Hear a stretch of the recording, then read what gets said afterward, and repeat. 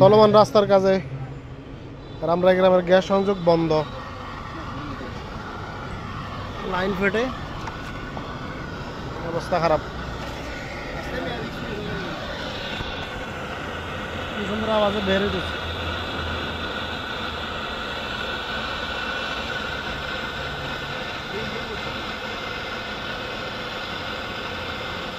হায় হায়, রামরাই গ্রামের গ্যাস সংযোগ বন্ধ, কেমন কি করবো, পুরো লাইন যে এই রাস্তার কাজ চলা অবস্থায় গ্যাসের লাইন সংযোগ বন্ধ।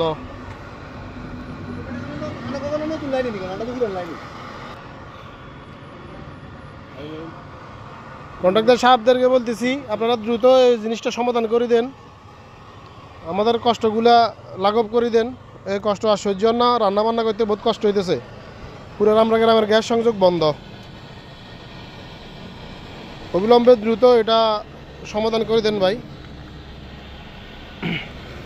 কাজ করেন, ভাঙ্গি গেলেন এটা, তাদের ভাঙলে আরো ভালো হইব, কাজ করতে সুবিধা হইব। ভাঙ্গি গেলেন।